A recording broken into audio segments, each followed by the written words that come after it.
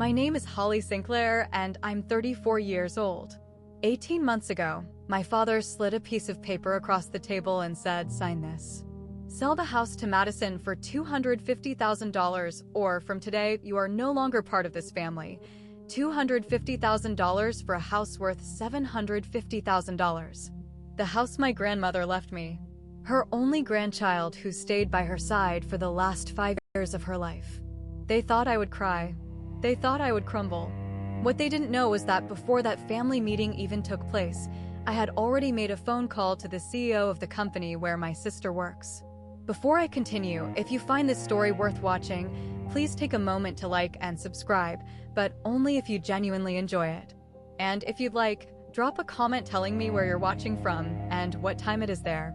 Let me start from the day my grandmother passed away. Growing up in the Sinclair household meant living in Madison's shadow. My parents never hid their preference. At dinner tables, during holidays, in front of relatives, the comparisons were constant. Madison was the golden child, ambitious, driven, destined for greatness. I was the afterthought. Madison will go far, my mother used to say, her eyes bright with pride. And Holly, well, at least she's kind-hearted. Kind-hearted as if that were a consolation prize. When I chose to become an elementary school teacher, my father's disappointment was palpable. He stopped asking about my work entirely. No more, "How's the job?" No more any promotions coming up. Just silence where interest should have been. But when Madison landed her position at Mercer and Associates, a prestigious real estate development firm, my parents couldn't stop talking about it. They told every aunt, every uncle, every neighbor who would listen. Their younger daughter was climbing the corporate ladder. Their younger daughter was going places. At family gatherings, the pattern was always the same. Everyone would crowd around Madison asking about her latest deals, her corner office, her company car, and me. I sat at the edge of the conversation, invisible. "So, Madison, tell us about that new project downtown." Uncle Robert would say, "No one ever asked what I was teaching that semester. No one wondered about the students whose lives I was shaping. To them, teaching children to read wasn't an accomplishment worth discussing." The first sign I was being dismissed happened so gradually I almost missed it. Somewhere along the way I had become furniture in my own family. Present but unnoticed, functional but unremarkable. I accepted it then. I wouldn't accept it forever. Grandmother Eleanor was different. She saw me, really saw me when no one else bothered to look. Every Sunday afternoon, I'd drive to her Victorian house on Maple Street, and we'd sit on her porch drinking sweet tea while she told stories about her youth. "You remind me of myself, Holly," she once said. Quiet strength. People underestimate that. When the doctors diagnosed her with stage 4 pancreatic cancer, everything changed. They gave her 18 months, maybe 2 years if she was lucky. Madison was too busy to visit. A new project at work, an important client dinner, a conference in Chicago. There was always something more pressing than a dying grandmother. My parents came once, stayed for 45 minutes, and never returned. "It's too hard to see her like this," my mother explained over the phone, as if their discomfort mattered more than grandma's loneliness. So, I made a choice. I took a leave of absence from teaching. I moved into the guest bedroom of that Victorian house. For 5 years, I was there administering medications, cooking her favorite meals, holding her hand through the long nights when the pain was unbearable. My mother called once during that time, not to ask how Grandma was doing, not to offer help. "You're wasting your time, Holly," she said. "It's not like she has anything to leave you." I hung up without responding. Grandma Eleanor passed away on a Tuesday morning in April. The sunrise painting her bedroom in shades of gold. Her hand was in mine. She was smiling. "I've prepared everything for you," she whispered, her voice barely audible. "Don't let anyone take it away." I didn't understand those words. Not until the lawyer read her will. The reading took place in a downtown law office 3 weeks after the funeral. Mahogany furniture, Florida ceiling bookshelves, the kind of room that smelled like old money and important decisions. My parents sat on one side of the conference table, Madison on the other. I took the chair nearest the door. Mr. Patterson, Grandma's attorney, cleared his throat and began reading. I Eleanor Marie Whitmore, being of sound mind and body, hereby bequeath my property, located at 847 Maple Street, to my granddaughter, Holly Elizabeth Sinclair, the only one who stayed when everyone else left. The silence that followed was deafening. My father's face went pale. My mother's mouth fell open. But it was Madison's reaction that I remember most vividly. Her perfectly manicured fingers curling into fists, her jaw tightening with barely contained rage. "There must be some mistake," Madison said, her voice sharp. "Grandma wasn't. She couldn't have been thinking clearly when she signed this." Mr. Patterson removed his glasses, polishing them slowly. "I assure you, Miss Sinclair, your grandmother was fully competent. This document was witnessed, notarized, and executed according to every legal standard. $750,000. That was the market value of the Victorian house on Maple Street. And Grandma had left every brick, every floorboard, every memory to me." As the meeting concluded, Mr. Patterson handed me a sealed envelope.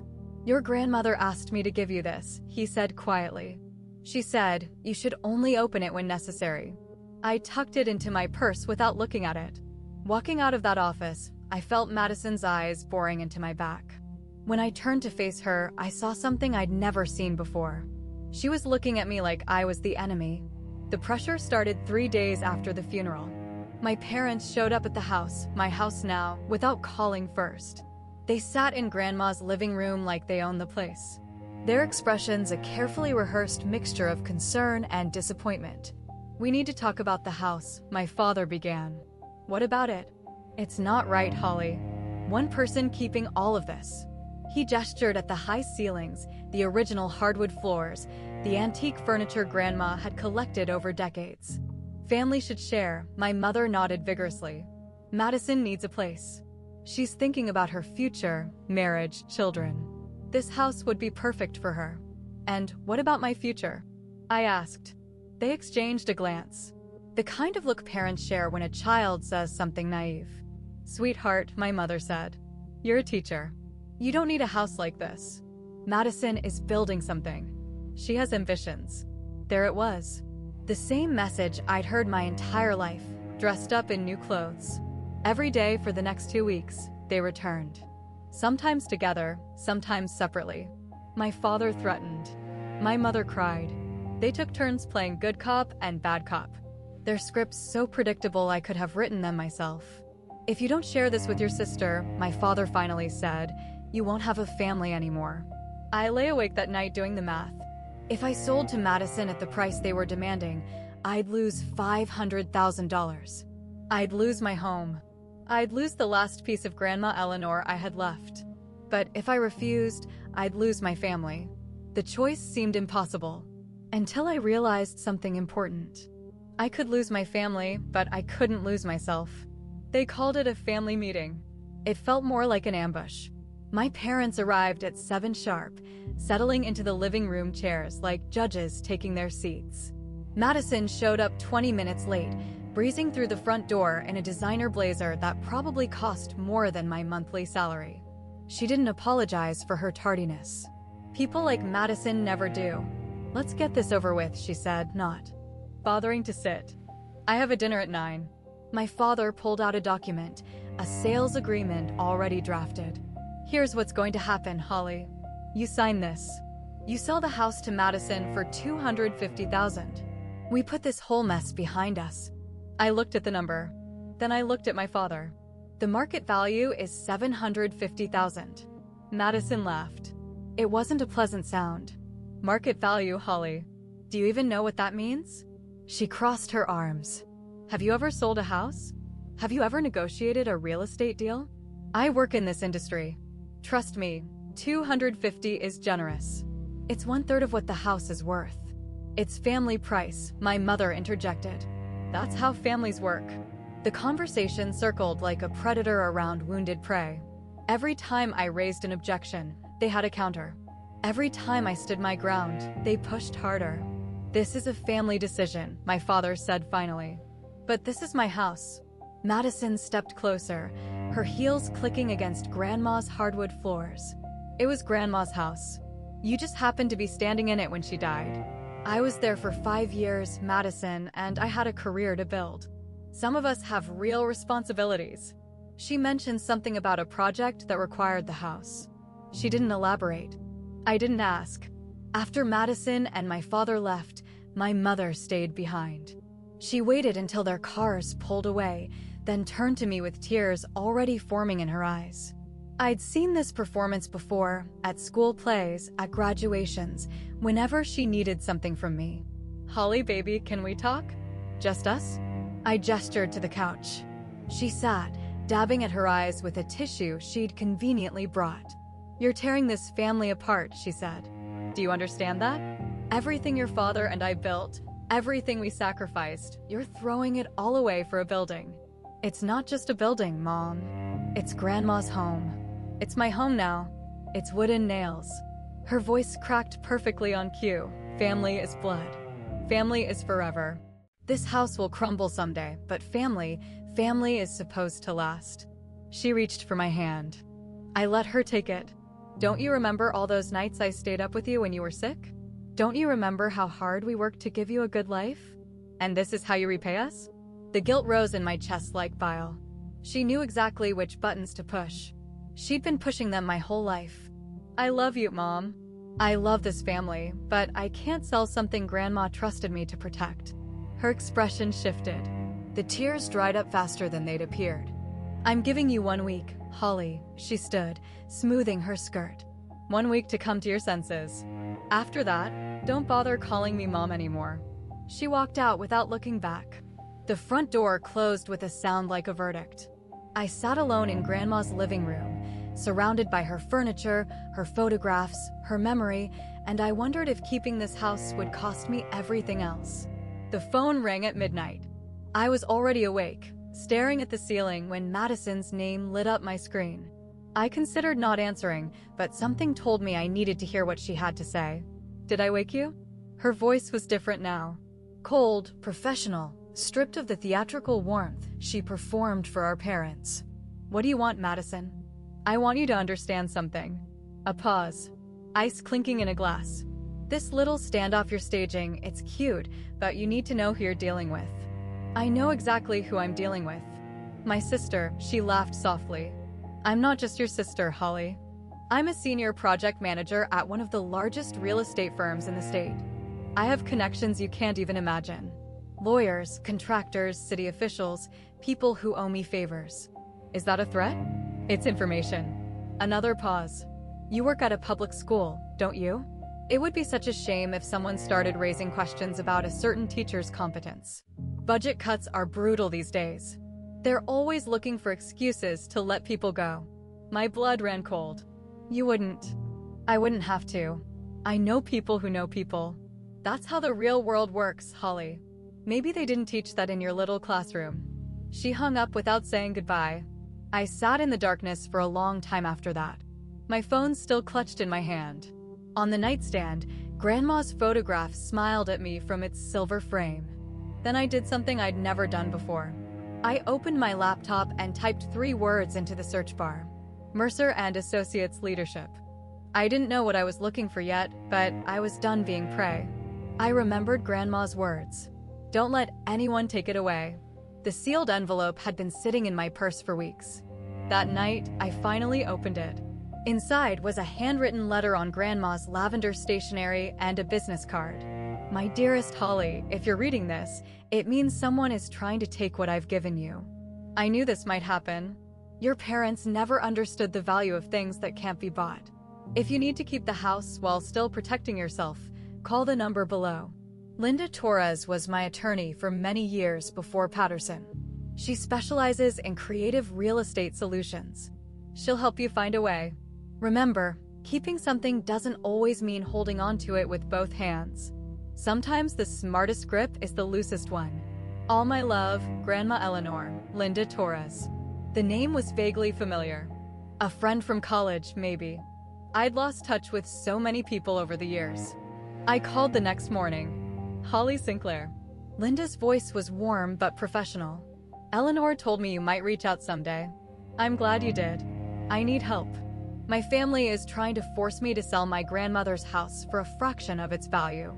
Tell me everything. I did. Every threat, every manipulation, every midnight phone call. When I finished, Linda was quiet for a moment. Have you ever heard of a sale-leaseback agreement? No. It's simple, really. You sell the property at full market value, but you negotiate a long-term lease as part of the deal. The buyer gets an investment property. You get the money and the right to keep living there. My heart began to beat faster. But who would buy a house where the seller still lives? Linda's answer changed everything. Tell me, Linda said, where exactly is your grandmother's house? 847 Maple Street, the Victorian District. Silence on the other end, then a low whistle. Holly, are you sitting down? Why? Because I just had a very interesting meeting last week. Mercer and Associates, one of the biggest real estate development firms in the region, is actively searching for a property in your exact neighborhood. My stomach dropped. Mercer and Associates, that's your sister's company. Yes, I know. Linda's voice carried a hint of something I couldn't quite identify. Amusement, maybe. Their CEO, Jonathan Mercer, wants to establish a satellite office on that side of town. High-end residential conversion. Your grandmother's house would be perfect. The irony wasn't lost on me. Madison worked for a company whose CEO was looking for exactly what I had. What's Mercer like? I asked. Strictly professional, hates drama, especially personal drama. He's the kind of man who evaluates everything through a business lens. If a deal makes sense, he does it. If it doesn't, he walks away. Emotion doesn't factor into his decisions. I thought about Madison's threats, her connections, her certainty that she could make my life miserable. If Mercer buys my house, I said slowly, Madison would have to work there. Every week. From what I understand, he wants the satellite office to handle regional accounts. Project managers would rotate through regularly. The poetic justice of it was almost too perfect. Madison demanding my home, then being forced to report to it under her boss's authority. This isn't revenge, I said more to myself than to Linda.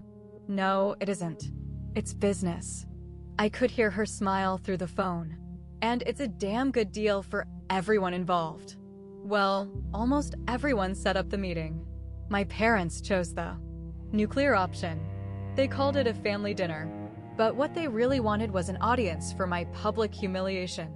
Aunts, uncles, cousins, everyone gathered at my parents' house on a Saturday evening, the table set with grandma's china. The irony of that particular choice wasn't lost on me. Halfway through the main course, my father stood up. He clinked his wine glass with a fork, commanding attention like a general addressing his troops. I want to discuss something important, he announced. Something that affects all of us. The room fell silent. Forks paused midair. Eyes turned to him. As most of you know, my mother left her house to Holly. He paused, letting the word settle. What you may not know is that Holly has refused to share it with Madison.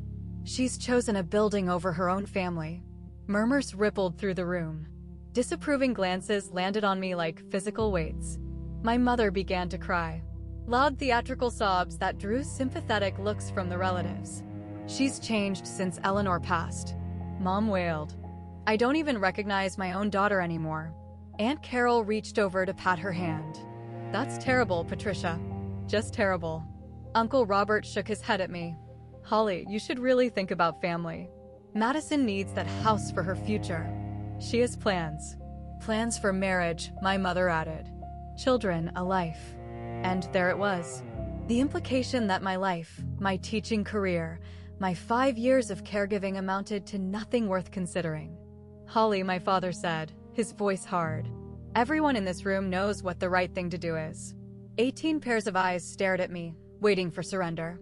I felt very small and very alone. But I also felt something else, something I'd never felt before. Clarity. Madison wasn't finished. She stood up from her chair, smoothing her designer dress, and walked slowly around the table until she was standing directly behind me. I felt her shadow fall across my shoulders. Let me explain something to everyone here, she said, her voice carrying the confidence of someone who'd never been told no. My sister is a school teacher. She teaches children how to color inside the lines and sing the alphabet song. Scattered laughter, condescending smiles. She doesn't understand real estate. She doesn't understand investments. She doesn't understand anything about building wealth or planning for the future. Madison placed a hand on my shoulder, the gesture of a superior addressing an underling. Holly was lucky enough to be in the right place at the right time when Grandma got sick. That's all. I was there for 5 years, I said quietly. Anyone could have done what you did. Changed some bed sheets, made some soup. Madison shrugged. It's not exactly brain surgery. Aunt Carol nodded vigorously. Uncle Robert murmured agreement. I looked around the table at these people who shared my blood, who had known me since childhood, who were now treating me like a stranger, or worse, like a villain. And suddenly, I understood. This wasn't about the house. It had never been about the house. Madison didn't want Grandma's property because she needed it. She wanted it because I had it. Because for the first time in our lives, I possessed something she couldn't have, and that was intolerable to her. You think you won something? Madison whispered low enough that only I could hear. But you have no idea who you're playing against. This is my game, Holly, and I always win. I said nothing, but inside, something shifted. The fear dissolved. In its place was steel. I stood up. No dramatic speech, no tearful defense, just the simple act of rising from my chair while 18 people watched in stunned silence. I looked at my father first, then my mother, then Madison. Then slowly I let my gaze travel around the entire table, face by face, relative by relative. Thank you, I said, my voice steady. Thank you all for showing me exactly where I stand in this family. Holly, sit down, my father commanded. No. The word hung in the air like a foreign object. When had anyone in this room ever heard me say no? I walked toward the door. Behind me, I heard chairs scraping, voices rising in protest, my mother calling my name with practiced desperation. I didn't turn around. Outside, the night air was cool and clean. I sat in my car for a full minute, my hands trembling slightly on the steering wheel. Not from fear, from adrenaline. Then I pulled out my phone and called Linda. It's Holly. How did the dinner go? About as well as you'd expect. I started the engine. Contact Jonathan Mercer. Tell him I'm ready to discuss terms. Are you sure? Once we start this process, I've never been more sure of anything in my life. A pause. I'll make the call first thing tomorrow. I drove home through quiet streets, past houses where normal families were having normal dinners without ultimatums or public humiliations. When I pulled into Grandma's driveway, my driveway, I sat in the darkness and looked up at the Victorian house that had become the center of so much conflict. I don't need to defend myself with words, I whispered to no one. I'll let the paperwork speak instead. 2 weeks later, Jonathan Mercer sat across from me in my living room. I want to pause here for a moment. If you've ever been dismissed by your own family because of the choices you made, whether it was your career, your partner, or anything else, drop the word boundary in the comments below. I need to know I'm not alone in this. And if you're curious about what happens when Madison's CEO walks through my door, stay with me. The best part is coming. Jonathan Mercer was not what I expected. Tall, silver-haired, with the kind of presence that filled a room without trying. He wore a charcoal suit that probably cost more than my car, but his handshake was surprisingly warm. Miss Sinclair, he said, surveying Grandma's living room with professional interest. This is quite a property. Victorian architecture, original moldings, exceptional location. I can see why your grandmother loved it. She spent 43 years here, and you spent 5 of those years caring for her. He turned to face me. That kind of dedication is rare. I respect it. We walked through this house together. The formal dining room, the library with its floor-to-ceiling bookshelves, the sunroom that overlooked the garden. Mercer asked thoughtful questions about the property's history, its maintenance, its potential. When the tour was complete, we settled into chairs across from each other. Linda explained your proposal, he said. Full market value sale with a 15-year lease back. It's unconventional, but it works for what I have in mind. The ground floor would convert beautifully to office space. You'd retain the upper floors as a private residence. And the price $750,000 fair market value. He paused. May I ask why you're doing this? You could simply refuse to sell. I considered lying. I considered deflecting. Instead, I told the truth because certain people are trying to take this property through pressure and manipulation. I need to protect it legally in a way they can't undo. Mercer nodded slowly. I appreciate your honesty, Miss Sinclair. There's something else you should know. I met his eyes. Madison Sinclair is my sister. A flicker of surprise crossed his face. Then, unexpectedly, he smiled. I had a feeling. You knew? Mercer leaned back in his chair. Madison talks about her family occasionally, mentions a sister who teaches elementary school. When Linda contacted me about a property being sold by a school teacher named Sinclair, I put the pieces together. And you're still interested, Miss Sinclair. I don't make business decisions based on employee-family drama. I make them based on value. He gestured at the room around us. This property has value. Your proposal has value. Whatever is happening between you and your sister is not my concern as long as it doesn't affect the transaction. Something loosened in my chest. I'd been prepared for questions, for complications, for the deal to fall apart once he knew the connection. Instead, he pulled out a folder. I had my attorneys draft the paperwork. Standard sale-leaseback. Agreement, 15-year lease term, fixed monthly rate below market as agreed. You retain exclusive residential rights to the upper floors. We convert the ground floor to a satellite office. I read every page. Linda had already reviewed it, had already confirmed that everything was legitimate, but I needed to see it for myself. The purchase price, $750,000. The lease term, 15 years renewable. The monthly rent, significantly below what I could afford, thanks to careful negotiation. My hand trembled slightly as I picked up the pen, not from fear, from relief. I signed my name on the final page. Jonathan Mercer countersigned. The notary stamped the document. Congratulations, Mercer said, shaking my hand. You've just made a very smart decision. The money would arrive in my account within 72 hours, $750,000 minus closing costs, and I would still wake up every morning in my grandmother's house. There's one more thing.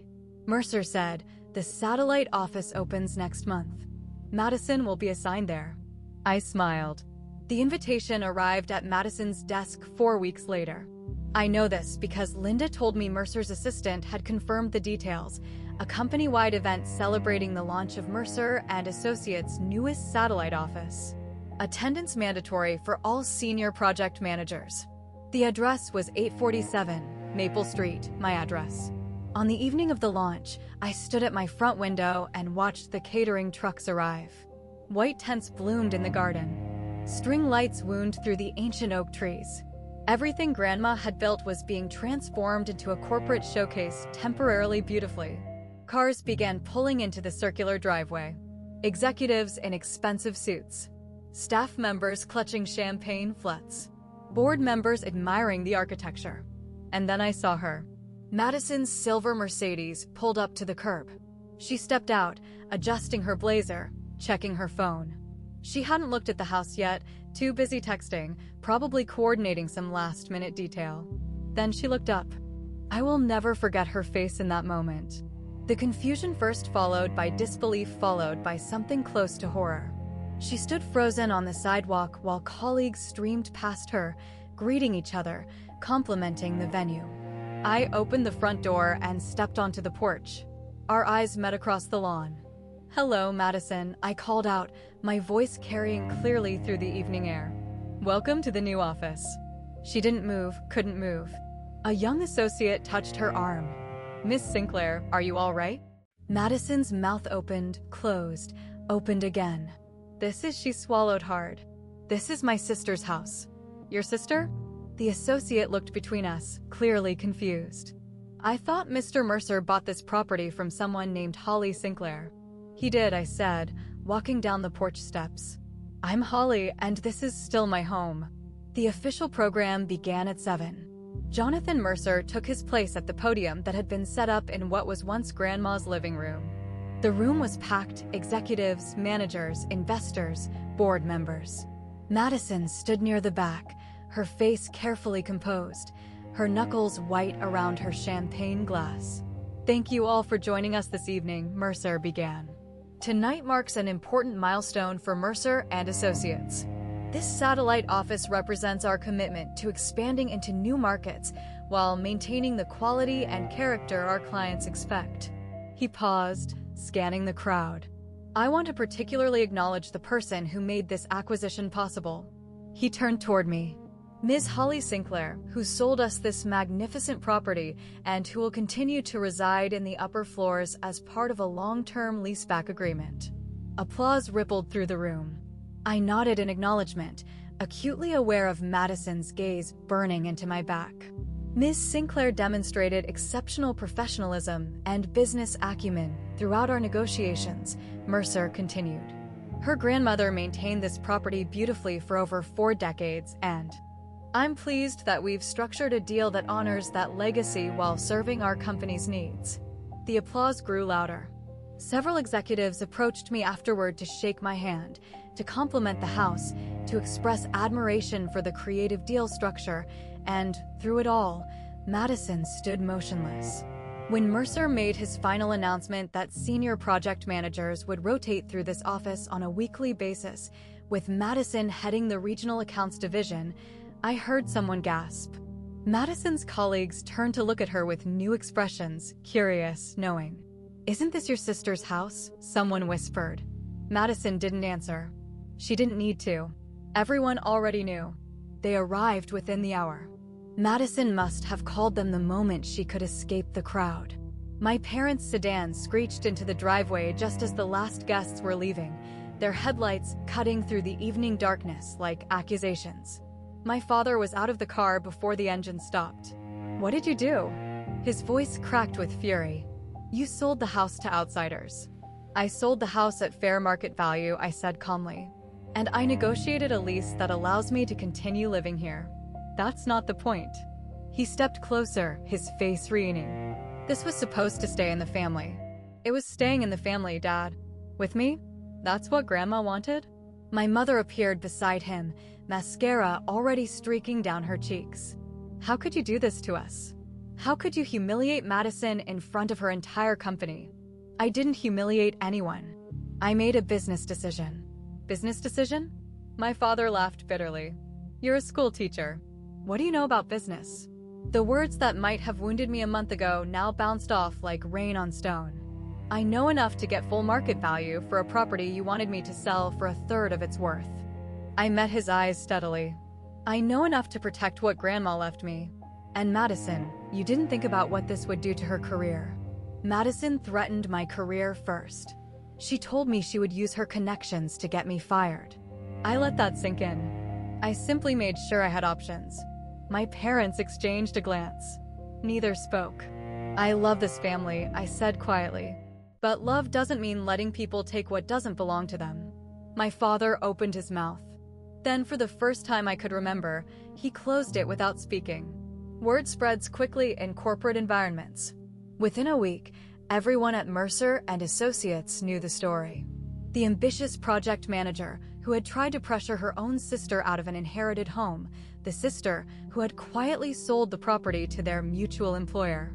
The poetic justice of Madison now reporting to work at the very address she had demanded be surrendered to her. Madison couldn't complain to HR. There was nothing to complain about. She couldn't appeal to Mercer. He had already made his admiration for my business acumen publicly known. She couldn't even avoid the satellite office since Mercer had specifically assigned her regional accounts division housed there. Every Tuesday and Thursday, Madison's car pulled into my driveway at 8:45 a.m. I made a point of being visible, watering the garden as she walked past, collecting my mail from the box near the entrance, drinking coffee on the porch while she hurried toward the converted office space on the ground floor. We never spoke, but we didn't need to. Her colleagues noticed everything. The whispered conversations that stopped when she approached. The subtle glances exchanged behind her back. The shift in how people treated her. No longer the rising star, but the woman whose family drama had become office legend. "Is that really your sister's house?" I overheard a junior associate ask her once. Madison's response was clipped. "It's company property, but she still lives here." "That's so awkward." Madison didn't answer. Didn't the worst part for her, I think, wasn't the professional embarrassment. It was the loss of control. She had spent her entire life accumulating power, cultivating influence, building a reputation as someone who always got what she wanted. And here was proof twice a week that she didn't. My parents stopped calling. For 3 months, there was nothing. No demands, no guilt trips, no surprise visits. The silence was strange at first. I had grown so accustomed to their constant pressure that its absence felt like a phantom limb. I didn't reach out. They needed space to process what had happened, and I needed space to heal from what they had done. Then, on a Sunday morning in October, my phone rang. Holly. My mother's voice was different, smaller, somehow less certain. Hi, Mom. A long pause. I could hear her breathing. Could almost feel her wrestling with words she wasn't used to saying. I just wanted to check on you. Another pause. Are you doing okay? It wasn't an apology. I hadn't expected one, but it was something. A crack in the wall she had built between us. I'm fine, Mom. I'm good. Actually, the house looks nice. I drove by last week. She cleared her throat. The garden looks just like when your grandmother was alive. I try to keep it the way she would have wanted. More silence, then quietly. She would have been proud of you, Holly. What you did, standing up for yourself. She would have loved that. I felt tears prick my eyes. Not from sadness, from something more complicated. Thank you, Mom. Maybe we could have lunch sometime, just the two of us. I'd like that. When I hung up, I sat in Grandma's rocking chair and watched the autumn leaves drift past the window. Nothing was fixed. Nothing was forgiven. Not yet. But something had shifted. The relationship wasn't over. It was just operating under new terms. My terms. Madison came to see me 6 months after the satellite office opened. I was grading papers at the kitchen table when I heard the knock, not on the office door downstairs, but on my private entrance. 3 sharp raps, then silence. When I opened the door, she was standing there in her work clothes, her professional mask firmly in place, but her eyes told a different story. Can I come in? I stepped aside without a word. She walked into the kitchen, the same kitchen where we'd eaten Grandma's cookies as children, where we'd fought over the last slice of birthday cake, where our entire history was embedded in the worn wooden floors. I thought we should talk, she said, like sisters. Okay. Madison sat down across from me, her hands folded on the table. I never expected you to do something like this. All those years, I thought she trailed off.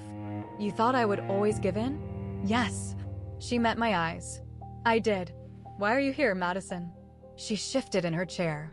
I want us to have a real relationship again. What happened? The house, the company, all of it. Maybe we can move past it. Can we? I'd like to try. She paused. Also, I was wondering, since you have a good relationship with Mercer now, maybe you could talk to him about adjusting the office rotation. Having me report here twice a week is difficult. And there it was. Not reconciliation, negotiation. Madison, I said slowly. Being sisters doesn't work on contracts, but respect that does. She stared at me, waiting for more. I'm open to rebuilding our relationship, I continued. But not because you want something from me. That's what got us here in the first place. She left without an answer. But I saw something new in her expression as she walked out. Something that might have been understanding. Now, I want to ask you something. If you were in my shoes, what would you have done? Drop an A in the comments if you would forgive and try to rebuild the relationship completely. Drop a B if you would keep your distance like I did. And if you want to hear more stories like this, hit that subscribe button. We're almost at the end now. A year passed. I still teach elementary school. I still grade papers at Grandma's kitchen table. I still wake up every morning in the house where she loved me when no one else would. But everything is different now. The ground floor hums, with activity during business hours. Phones ringing, keyboards clicking, meetings taking place in the room where Grandma used to host her book club. Then 5 o'clock comes and the silence returns. My silence, my peace. I kept everything that mattered. Her rocking chair sits by the window where it always did. Her cookbook, stained with decades of meals, still leans against the counter. The lavender sachets she made every spring still scent my closet. Sometimes in the quiet hours of early morning, I swear I can feel her presence. Not as a ghost, nothing so dramatic, more like an echo of love that soaked into these walls over 43 years and never quite faded. $750,000 sits in my investment account. Security I never imagined having. Freedom I never knew I needed. And yet money isn't the victory. The victory is walking through my own front door without fear. The victory is knowing that no one can force me out of what's rightfully mine. The victory is understanding finally that my worth was never determined by my parents' approval or Madison's achievements. Grandma knew that. She always knew. You remind me of myself, Holly. Quiet strength. I understand now what she meant. Quiet strength isn't about shouting louder than everyone else. It's about knowing your values so deeply that no one can convince you to sell it short. She didn't just leave me a house. She left me a blueprint for how to protect myself. People ask me sometimes if I regret what happened, if I wish things had gone differently with my family, if the price of keeping this house was worth paying. Here's what I tell them. I didn't cut ties with my family. I didn't burn bridges or issue ultimatums of my own. I simply changed the terms of our relationship. For the first time in 34 years, those terms favor me. My mother and I have lunch once a month now. She doesn't apologize for what happened. Not in words anyway. But she asks about my students. She remembers their names. She listens when I talk. My father keeps his distance. I suspect his pride is still wounded. Maybe it always will be, but he nods when he sees me. And once at Christmas, he said my grandmother would have been proud of how I maintain her garden. Madison and I exist in a careful truce. We're not friends. We may never be. But when she walks past my porch on her way to the office, she sometimes waves, and I wave back. Is that forgiveness? I don't know. Maybe it's something more complicated, something that doesn't fit neatly into a single word. What I do know is this. The most powerful response to injustice isn't anger. It isn't revenge. It isn't even confrontation. It's a decision made with clarity, executed with precision, and defended with absolute certainty. My grandmother understood that. She gave me the tools, the connections, and the courage to protect what she built. And in the end, the strongest boundary I could set wasn't a wall. It was a contract. If you take nothing else from my story, take this. You have the right to protect what's yours. And sometimes the quietest signatures speak louder than the loudest arguments. Thank you for staying with me until the end. If you saw yourself in this story, whether as Holly or maybe even as Madison, remember that it's never too late to set boundaries. Leave me a comment with your thoughts. What would you have done? And if you want more stories like this one, check out the videos in the description. See you in the next.